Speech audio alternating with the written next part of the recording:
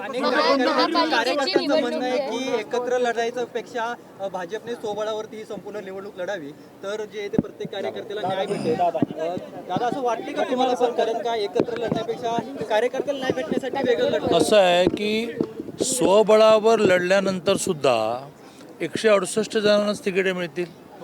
2,500 लोक इच्छुक असले तर त्यातल्या 168 वजानंतर बाकीच्या सगळ्यांना खट्टू व्हावंच लागेल।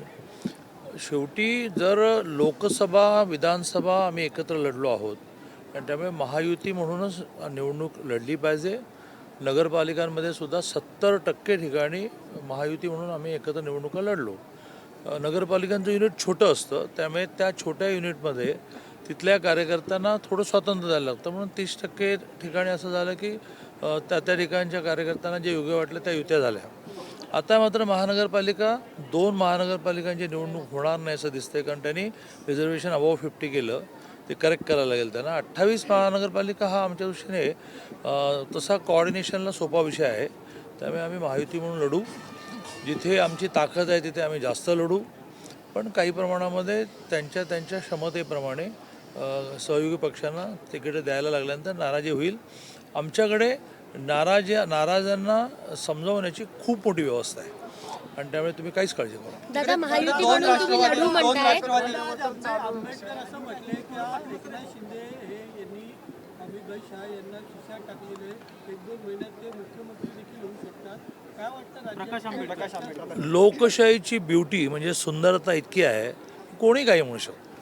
प्रकाश आंबेडकर तर मोठे नेते आहेत त्यामुळे त्यांना म्हणण्याचा अधिकार आहे पण कोणीही गल्लीतला म्हणू शकतो, अण्णावर म्हणू शकतो, माझ्यावर म्हणू शकतो, कोणावरही म्हणू शकतो।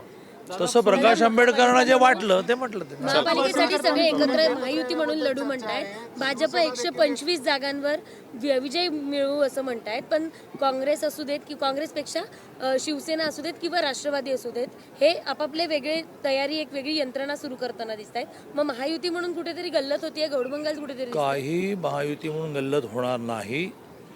नागपूरला अधिवेशन काळामध्ये माननीय देवेंद्रजींच्या उपस्थितीमध्ये आमची कोर कमिटीची बैठक झाली।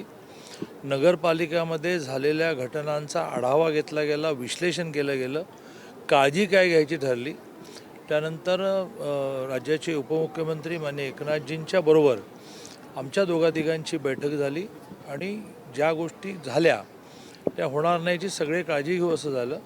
आमच्या राज्याचे अध्यक्ष रवीजी चव्हाणांची नागपूरहून एक अतिशय चांगली क्लिअर पत्रकार परिषद झाली की आम्ही आता युती म्हणूनच लढणार। दादा पण तिकडे 2 राष्ट्रवादी एकत्र येण्याचा विचार करतायत त्यांच्या तिकडे बैठका स्वातंत्र्य आहे सगळ्यांना। तुम्ही म्हणताय महायुती म्हणून निवडणुका आम्ही लढणार तिकडे दंगेकर 165 जागा 2 राष्ट्रवादी एकत्र येणं याचं त्यांना स्वातंत्र्य आहे।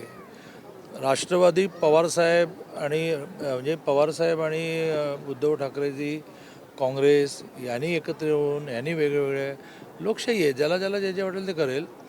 आमचा पूर्णपणे दावा आणि प्रयत्न असा आहे की आम्ही महायुती म्हणजे 3 पक्षच नाही तर RPI सहित त्या ठिकाणी आणखी आहे ना, जनसुराज्य तिकडे आहे, मग रयत आहे, सगळे एकत्र निवडणूक लढवणार आहोत।